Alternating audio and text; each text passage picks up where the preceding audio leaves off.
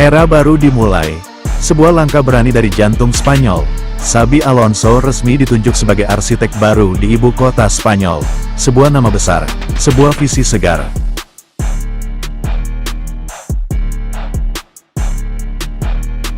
Dan kini, langkah pertamanya telah diambil, perekrutan Dean Huijsen, bek muda penuh potensi. Sebagai pondasi awal membentuk identitas baru Los Blancos, ini bukan sekadar transfer, ini adalah pernyataan. Sebuah sinyal bahwa Madrid tengah membangun kembali, bukan dari apa yang tersisa, tapi dari dasar, dari keyakinan. Real Madrid mengguncang bursa transfer, resmi diumumkan, Dean Huijsen, bek berusia 20 tahun, akan mengenakan seragam putih kebanggaan selama 5 musim, hingga Juni tahun 2030. Dengan nilai transfer mencapai 58 juta euro, dia bukan hanya pemain baru, dia simbol dari harapan dan keberanian. Angka fantastis itu menempatkannya sebagai bek termahal dalam sejarah klub, melampaui rekor Eder Militao. Tapi lebih dari sekadar nominal, ini adalah investasi jangka panjang, sebuah pondasi untuk era Xabi Alonso. Generasi baru, semangat baru, pertahanan baru, Madrid tak sembarangan memilih. Musim yang dilanda cedera telah memperlihatkan kebutuhan akan kestabilan, akan keberanian membentuk ulang masa depan. Dan Huijsen adalah jawabannya. Dengan ketenangan, kekuatan, dan usia yang masih muda, dia datang membawa harapan, bahwa di bawah komando Alonso, Madrid tak hanya akan bertahan, tapi bangkit lebih kuat dari sebelumnya. Ini bukan akhir, ini adalah awal dari sesuatu yang jauh lebih besar.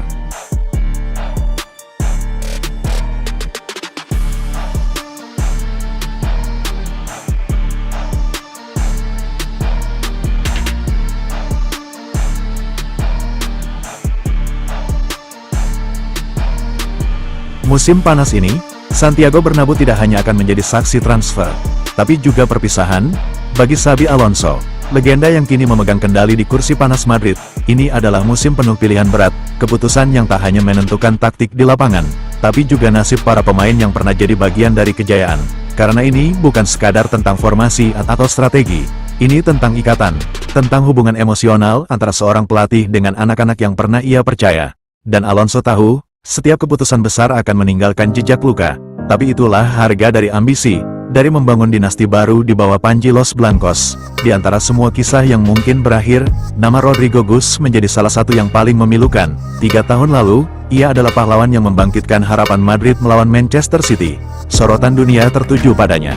Namun hari ini, dia berada di persimpangan, tersingkir dari sistem 2 penyerang Alonso yang tak lagi menyisakan tempat bagi keajaiban dari Brasil itu. Di bangku cadangan musim lalu, sorot matanya memancarkan kecewa yang tak terucap, dan kini, dengan kehadiran Mbappe dan datangnya Endrick, langit karirnya di Madrid semakin gelap. Harga 80 juta euro disebut-sebut akan menjadi titik akhir dari perjalanannya di kota ini. Ini adalah pilihan yang menghancurkan hati.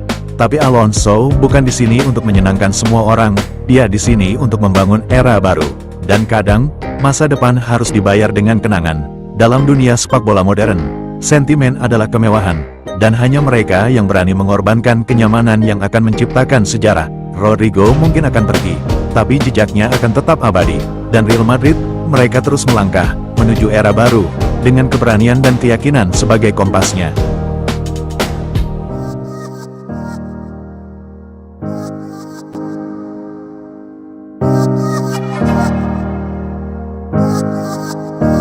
Efek domino mulai terlihat jelas. David Alaba yang dulu tak tergantikan, kini harus khawatir dengan kehadiran Dean Huijsen. Ferland Mendy, yang selalu setia, terancam tergeser oleh rumor kedatangan Carreras. Bahkan Camavinga dan Ceballos pun tak lagi merasa aman. Selain itu, beberapa pemain senior juga diperkirakan akan dilepas tanpa perpanjangan kontrak. Luka Modric, Lucas Vazquez, dan Jesus Alejo akan mengakhiri masa baktinya di klub musim panas ini tanpa ada tawaran kontrak baru. Dengan perpaduan antara generasi skuad, pendekatan taktik baru, dan hadirnya Alonso sebagai wajah baru di pinggir lapangan, Real Madrid sedang bersiap untuk babak baru yang menjanjikan sekaligus penuh tantangan. Setiap nama yang terlibat punya cerita sendiri. Alaba dengan pengalaman Champions League-nya, Mendy dengan loyalitasnya, atau Camavinga dengan potensi besarnya. Tapi Alonso punya visi yang tak bisa dikompromikan, Madrid harus lebih kuat dari sebelumnya. Inilah realitas kejam dunia sepak bola top. Tak ada tempat untuk nostalgia ketika trofi menjadi tujuan. Alonso mungkin akan dicaci beberapa pemainnya hari ini, tapi dia rela asalkan suatu hari nanti Madrid bisa kembali menang.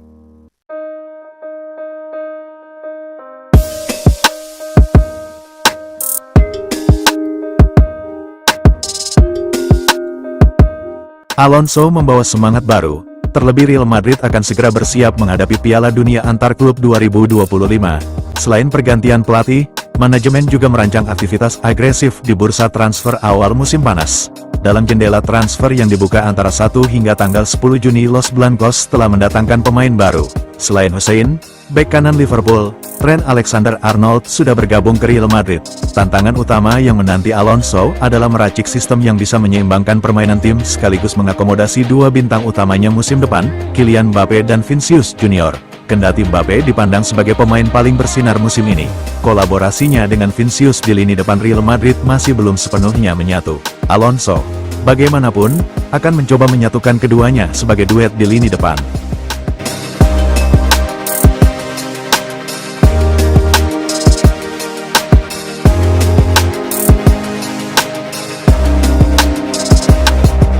Alonso telah menyiapkan dua kerangka taktik untuk tim barunya. Pertama adalah formasi 4-4-2, sistem klasik yang selama ini menjadi andalan Ancelotti. Sementara opsi kedua, yang lebih mencerminkan gaya khas Alonso selama melatih Bayer Leverkusen, adalah 5-3-2 atau 3-5-2. Tentu saja, angka-angka dalam formasi tersebut hanya memberi gambaran umum. Secara praktek di lapangan, pola permainan akan jauh lebih fleksibel, namun, dari skema ini, mulai terlihat tipe pemain yang bakal jadi pilihan utama dalam susunan timnya.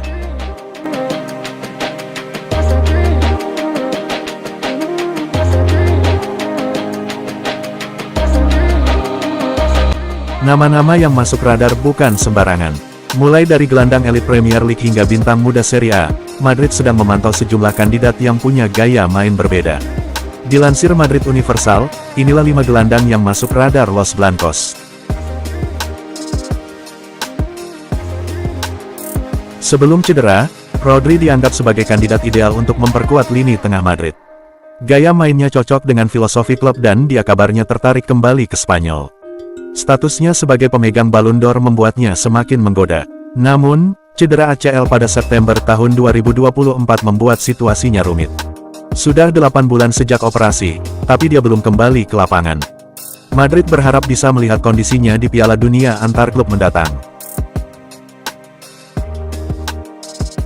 Setelah bersinar di Piala Dunia 2022, Enzo Fernandez bergabung ke Chelsea dengan harga selangit. Sayangnya, situasi kacau di klub membuat performanya naik turun. Meski begitu, statistiknya tetap impresif.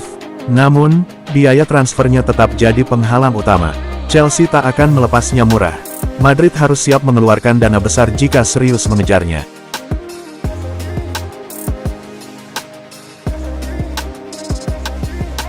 Alexis Mac Allister tampil menonjol bersama Liverpool musim ini. Dia menjadi bagian penting dari keberhasilan The Reds menjuarai Premier League. Tidak heran jika namanya dikaitkan dengan Real Madrid dalam beberapa pekan terakhir.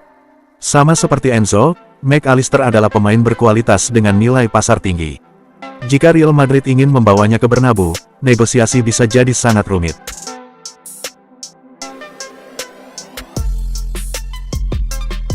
Bruno Guimaraes telah menjadi pilar penting di lini tengah Newcastle. Musim ini, dia tampil nyaris 3.700 menit, mencetak 6 gol dan merancang 8 assist. Dia juga dikenal sebagai gelandang yang piawai merebut bola. Dengan kontrak hingga 2028, Newcastle berada di posisi tawar yang kuat. Real Madrid harus siap merogoh kocek dalam jika ingin mendatangkannya musim panas ini.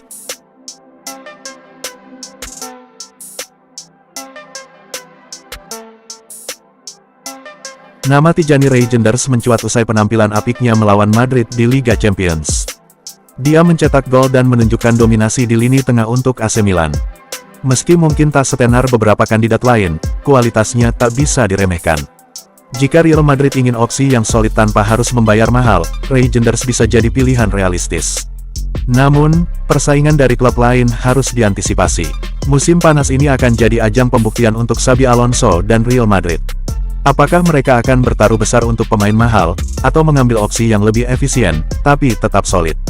Yang pasti, lini tengah jadi prioritas mutlak.